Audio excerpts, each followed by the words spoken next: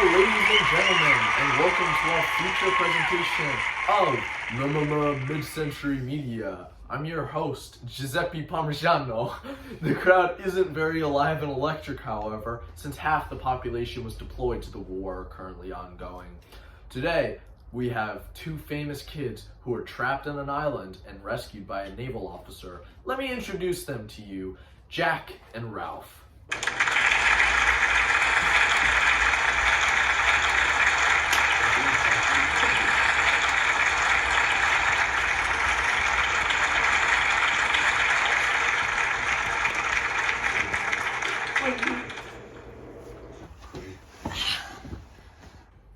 Alrighty, boys, we are going to ask you many questions about your experiences and what you did to survive. We brought in your former teacher, Tony Cannoli, to help and explain your questions.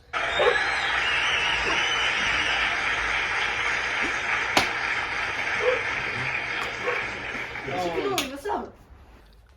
To begin, I will summarize what happened. The boys here, along with their classmates, got on a plane to escape the violence back at home in the UK. Their plane was shot down and they were forced to fend for themselves on a remote island until they were rescued by a naval officer. Mr. Cannoli, how do you think these boys didn't go crazy on their island all by themselves after their plane crash? Well, you see, these boys used to be star students at the school they used to attend. They had great marks on every assignment. I think that contributed to their survival success.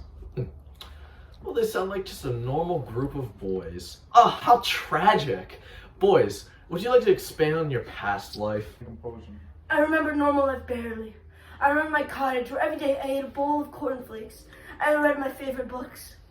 I remember my mom who loved me dearly. I remember going on a plane with all of my friends wanting to escape the war when our plane was shot. I remember my home with all the choir boys. We would sing and practice our songs. I would go to school and practice my singing after. That sounds about right. You lot. I believe in the reports it was mentioned you hunted for pigs. Yes, that is true. We would cut their flesh, spill the blood, bash her in. At this point, you can see Jack is showing signs of post-traumatic stress disorder, or PTSD. This condition can occur after traumatic stress transpires in one's life. This causes them to experience nervous breakdowns and heat flashes when reviving a moment of the past. Hey, Jack, can we keep this PG? I'm not trying to have another lawsuit like Macbeth. Also, Mr. Cannoli, were these boys always this violent? I have to say no. Not while in my class. So Ralph, tell me, 3 kids were never accounted for. Whatever happened to them? I think everyone was accounted for. Hang on, Jack, that's not your question. That was for Ralph. Why'd you just wink at him?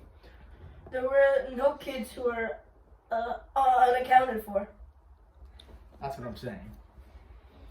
Then why on the records are there 3 boys missing? One named Simon, one named Piggy, and one unnamed John Doe. That must be Cap. On God, brother. Ralph, is there something you're not telling me? No.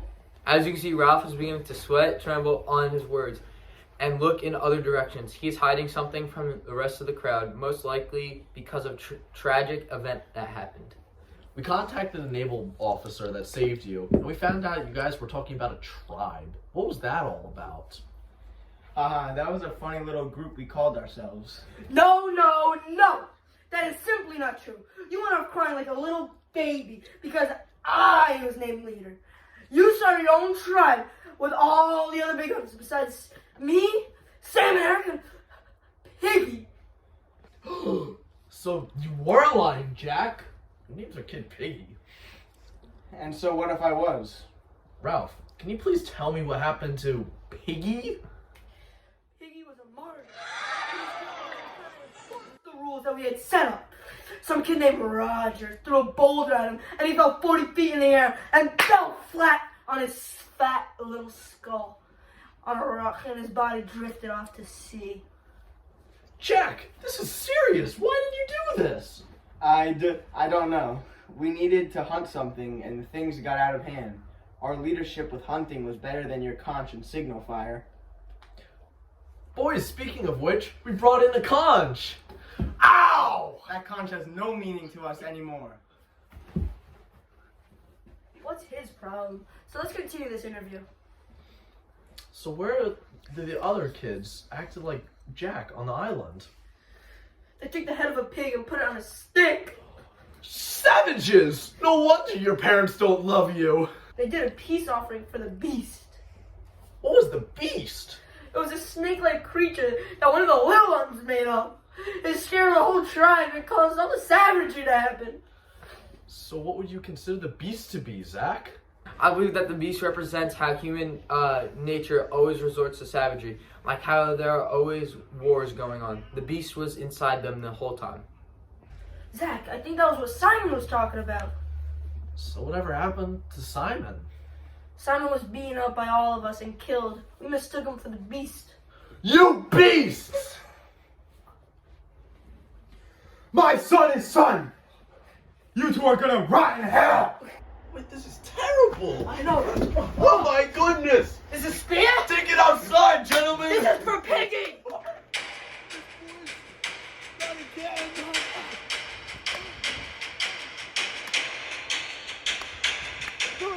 Stop! You're acting like complete beasts!